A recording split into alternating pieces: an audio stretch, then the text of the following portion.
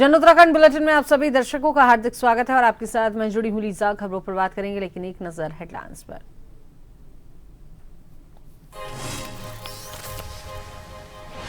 देहरादून और नैनीताल में राजभवन का बदला नाम, अब लोक भवन के नाम से जाना जाएगा। गृह मंत्रालय ने आदेश के बाद अधिसूचना की जारी।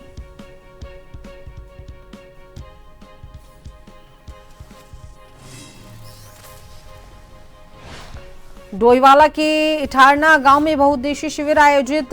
जिलाधिकारी सवन बंसल ने सुनी लोगों की समस्याएं। 35 से अधिक स्टॉल लगाकर दी सरकारी योजनाओं की जानकारियां।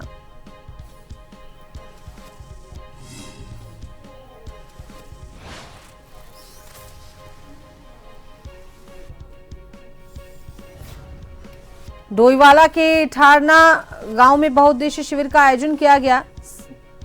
सवन बंसल ने लोगों की समस्याओं को सुना।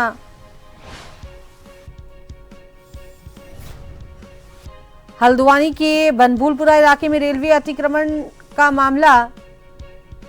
फैसले के पहले पुलिस ने 21 लोगों को एहतियातन हिरासत में लिया। सोशल मीडिया सहित सभी गतिविधियों पर कड़ी निगरानी। बागेश्वर में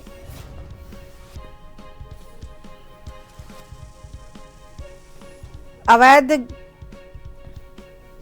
दिन रात का तापमान में बड़ा अंतर देखने को मिला।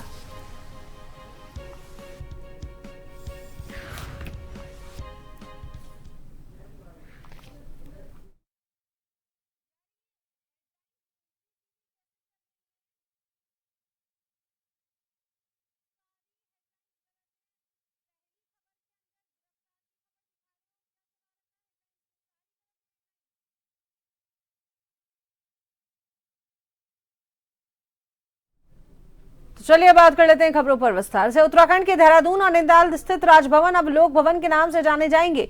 सोमवार को नाम परिवर्तन की अधिसूचना जारी हो गई। पिछले कुछ दिनों से इस बदलाव की कवायद चल रही थी। गृह मंत्रालय से स्वीकृति के बाद सोमवार को सचिव राज्यपाल रविनाथ रामन की ओर से जारी अधिसूचना के तहत देहरादून और नैनीताल राजभवन का नाम आधिकारिक रूप से लोक भवन कर दिया गया। ये अधिसूचना तत्काल प्रभाव से लागू हो गई।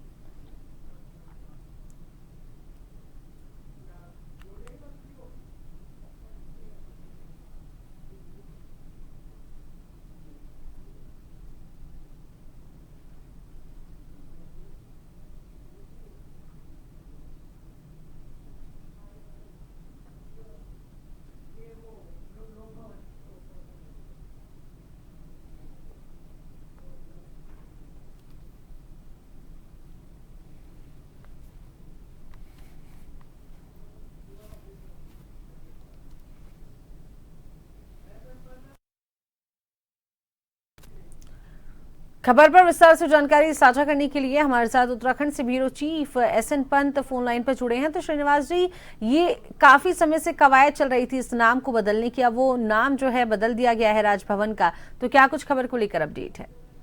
बिल्कुल लीजा, आपको बताना चाहूंगा, भारत सरकार के गृह मंत्रालय ने अधिसूचना जारी की है और जिस अधिसूचना के मद्देनजर अगर हम उत्तराखंड के संदर्भ में बात करेंगे तो उत्तराखंड में जो राजभवन है, राजभवन की इकाइयां हैं, वो बाकायदा राजधानी देहरादून समेत बाकायदा नैनीताल में है। यानी सीजनेबल तौर पर जब गवर्नर हाउस की बात करें तो वो नैनीताल में भी है, देहरादून में भी है। अब इसका भारत सरकार के गृह मंत्रालय की तरफ से जो आदेश और नोटिफिकेशन जारी हुआ है उसके मुताबिक राजभवन का नाम अब आधिकारिक रूप से लोक भवन कर दिया जाता है। यानी लोक भवन के नाम से अब राजभवन का नाम जाना जाएगा। यानी कोई भी कार्यक्रम, कोई भी दस्तावेज, यहाँ तक कि जो भी उसमें दस्तावेज जारी किए जाएंगे, जो भी बुकलेट जारी की जाएगी, जो भी होल्डिंग बैनर लगेंगे या गवर्नर के सामने जो नाम लिखा जाएगा वो राजभवन के बजाय अब लोक भवन लिखा जाएगा, जिसको लेकर के लोक की मान्यताओं को आधार बना करके राजभवन का नाम, क्योंकि राजभवन के नाम को लेकर के ब्रिटिश कालीन ये शब्द था, उसको लेकर भारतीय जनता पार्टी काफी लंबे समय से ये बात कहती आई है कि जो राजतंत्र में लोकतंत्र होना चाहिए, यानी लोक के लिए लोक का महत्व,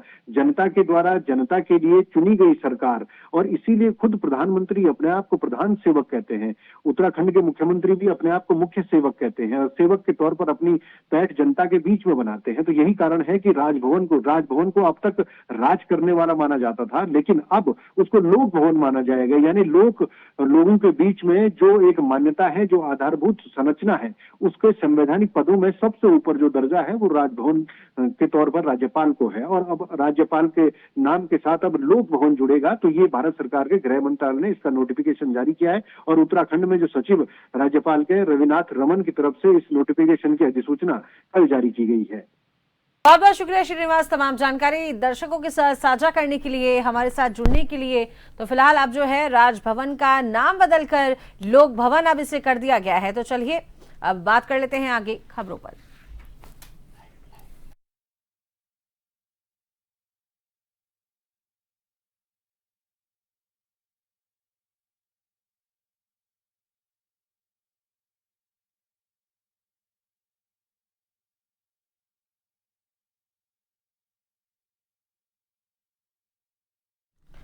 मुख्य सचिव चंपावत के स्वाला भूस्खलन क्षेत्र पर पहुंचे। मौके पर पहाड़ी से गिर रहे भूस्खलन का स्थलीय निरीक्षण मुख्य सचिव ने किया। उत्तराखंड शासन आनंद वर्धन ने आज देर सायं स्वाला क्षेत्र का स्थलीय निरीक्षण किया और राष्ट्रीय राजमार्ग पर चल रहे सुधार, चौड़ीकरण एवं यातायात व्यवस्थाओं की व्यापक समीक्षा उन्होंने की। उन्होंने मौके पर उपस्थित राष्ट्रीय राजमार्ग के अधिकारियों से कार्य प्रगति, चुनौतियों तथा आगामी कार्य योजना के बारे में विस्तृत जानकारी ली। मुख्य सचिव ने स्पष्ट निर्देश दिए कि मार्ग सुधार एवं चौड़ीकरण से जुड़े सभी कार्य निर्धारित समय सीमा में पूर्ण किए जाएं ताकि आमजन व यात्रियों को सुरक्षित एवं सुगम यातायात उपलब्ध हो सके। उन्होंने सड़क किनारे सुरक्षा उपाय, ब्लैक स्पॉट सुधार, पानी निकासी व्यवस्था और कार्यस्थल सुरक्षा पर विशेष ध्यान देने को कहा। उन्होंने कार्य की गुणवत्ता पर किसी भी प्रकार की लापरवाही न बरतने के सख्त निर्देश दिए।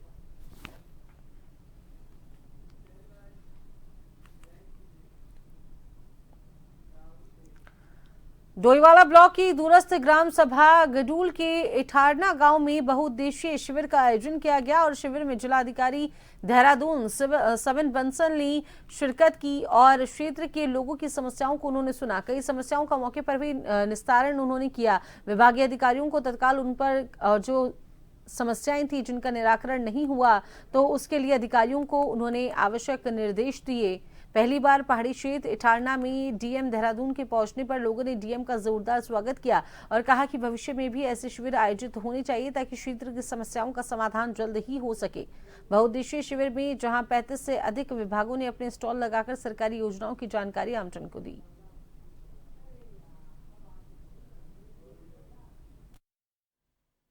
का ये संकल्प है और ये निर्देश भी हैं कि जो हमारे दूरस्थ एरियाज़ हैं वहाँ पे हम जितना संभव हो उतना विज़िट करें, सारे अधिकारियों के साथ वहाँ पे बहुउद्देशीय शिविर लगाएं, नाइट स्टेज करें और जितनी हमारी शासन प्रशासन की योजनाएं चल रही हैं, जितने हमारे प्रमाण पत्र बनते हैं, हमारी स्वास्थ्य जांचें होती हैं, हमारे UDID कार्ड्स, आधार कार्ड, आयुष्मान कार्ड, कृषि और उद्यान के यंत्र का वितरण, उनमें जो इनपुट्स हैं, चाहे दवाइयाँ हैं, पेस्टिसाइड्स हैं या बीज हैं, वो उपलब्ध करवाना, हमारे जो कृत्रिम अंग हैं, व्हील चेयर्स हैं, हियरिंग एड्स हैं और जो हमारी पेंशन्स हैं जितनी तरह की, दिव्यांगता प्रमाण पत्र हैं, ये सारे जो हमारे लाभ हैं ये मौके पर ही प्रयास किया जाए कि ऐसे दूरस्थ क्षेत्रों में हम लोगों के द्वार पहुंचकर दे पाएं।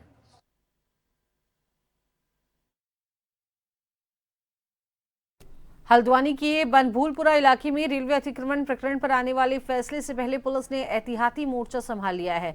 एसएसपी नैनीताल मंजुनाथ टीसी ने बताया कि संवेदनशील परिस्थितियों को देखते हुए पुलिस ने 21 लोगों को एहतियातन हिरासत में लिया है। पुलिस ने 121 लोगों के खिलाफ भारतीय न्याय संहिता की धारा 135 और 126 के तहत कार्रवाई भी की है। इलाके में किसी भी संभावित उपद्रव को रोकने के लिए सोशल मीडिया सहित सभी गतिविधियों पर कड़ी निगरानी रखी जा रही है और पूरा क्षेत्र ड्रोन कैमरों से मॉनिटर किया जा रहा है। विशेष टीमें लगातार हालातों पर नजर बनाए हुए हैं। एसएसपी मंजुनाथ टीसी ने साफ कहा कि किसी भी तरह के उपद्रवी हरकत या साजिश किसी भी खिलाफ बर्दाश्त नहीं की जाएगी। किसी भी कीमत पर इस तरीके की हरकतों को बर्दाश्त नहीं किया जाएगा।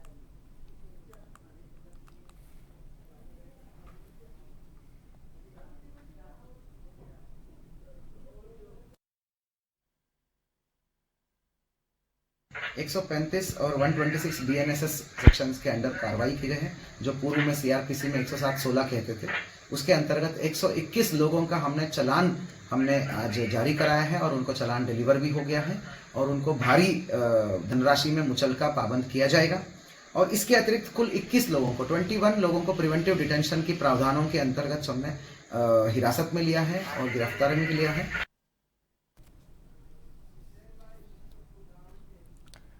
खबर पर विस्तार से जानकारी साझा करने के लिए हमारे साथ संवाददाता ऋषि फोन लाइन पर हैं। ऋषि, क्या कुछ खबर को लेकर अपडेट है? देखिए, मैं सबसे पहले आपके बताते चलूं कि रेलवे स्टेशन हल्द्वानी के करीब 30 हेक्टेयर भूमि अतिक्रमण मामले में पिछले लंबे समय से सुनवाई चल रही है। 2023 में नैनीताल हाई कोर्ट ने इस जमीन को खाली करने के आदेश भी जारी किए थे, जिसके बाद जब अतिक्रमण हटाने का प्रयास रेलवे व जिला प्रशासन द्वारा किया गया तो स्थानीय लोगों ने इसका जमकर विरोध किया और ये मामला उसके बाद सुप्रीम कोर्ट में शरण ले ली थी। सुप्रीम कोर्ट में आज ये माना जा रहा है कि इसका पूरे मामले का आज जो है फैसला आने वाला है, जिससे पहले पूरे ही क्षेत्र को छावनी में तब्दील कर दिया गया है। भारी पुलिस बल इस क्षेत्र में तैनात है। वहीं पिछले 2 दिनों से यहाँ सत्यापन अभियान भी चलाया गया है, जिसमें करीब 21 लोगों को संदेह की दृष्टि से हिरासत में ले लिया गया है। 121 लोगों के खिलाफ 135 और 126 बीएनएस की कार्रवाई भी की गई है। सोशल मीडिया पर पुलिस की इस वक्त पैनी नजर है।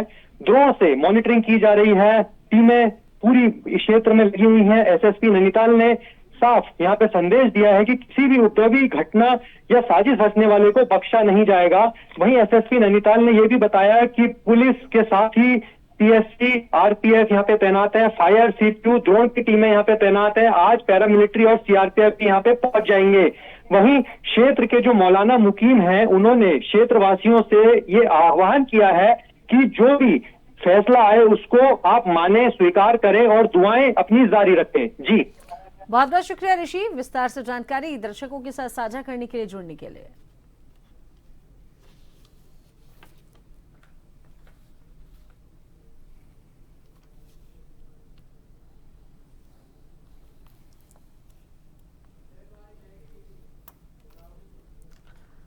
उत्तराखंड उच्च न्यायालय में बागेश्वर जिले के कांड तहसील समेत कई गांवों में अवैध खड़िया खनन से आई दरारों के मामले में आज सुनवाई होगी। मुख्य न्यायाधीश जी नरेंद्र एवं न्यायमूर्ति सुभाष उपाध्याय की खंडपीठ के समक्ष मामले की सुनवाई होगी।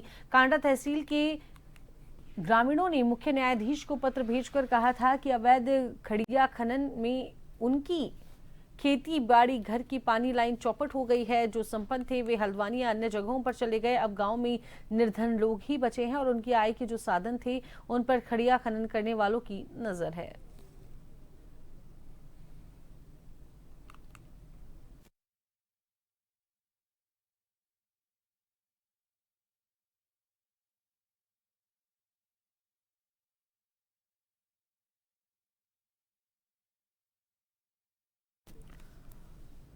उत्तराखंड उच्च न्यायालय ने पासपोर्ट निर्गत करने के मामले में बाबा रामदेव के छोटे भाई राम भारत को जवाब दाखिल करने के निर्देश दिए हैं, क्योंकि राम भारत के खिलाफ 302 का वाद लंबित था।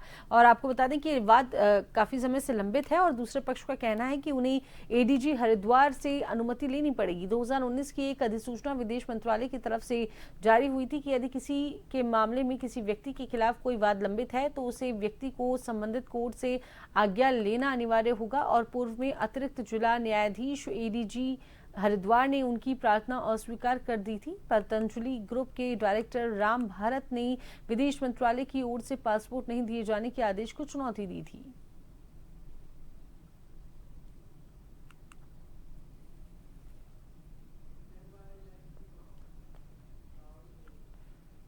डोईवाला स्थित BSF institute of adventure and training centre में सीमा सुरक्षा बल का 61वां स्थापना दिवस बड़े ही धूमधाम और हर्षोल्लास के साथ मनाया गया।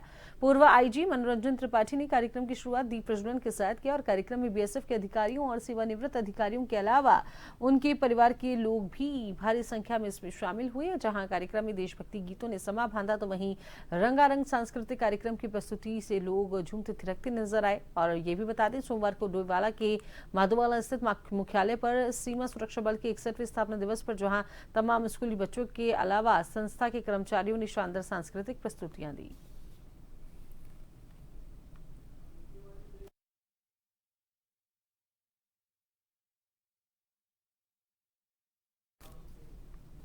तो चलिए अब एक नजर डाल लेते हैं हेडलाइंस पर। उत्तराखंड में राजभवन अब हुआ लोक भवन। देहरादून नैनीताल को लेकर अधिसूचना जारी। गृह मंत्रालय ने आदेश के बाद फैसला।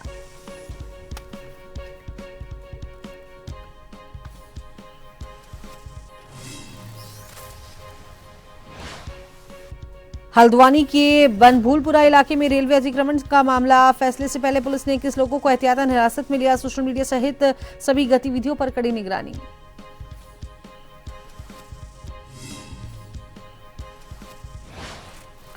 डोईवाला ब्लॉक के इटारना गांव में बहुउद्देशीय शिविर आयोजित। जिलाधिकारी सविन बंसल ने सुनी लोगों की समस्याएं। 35 से अधिक स्टॉल लगाकर दी सरकारी योजनाओं की जानकारी।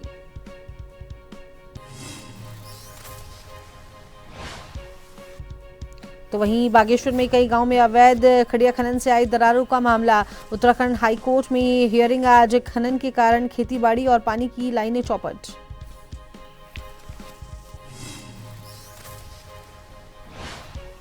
उत्तराखंड में दिन और रात के तापमान में बड़ा अंतर। पहाड़ों पर बर्फबारी और बारिश के आसार। लोगों को ठंड से बचने के लिए नगर निगम ने भी की तैयारी।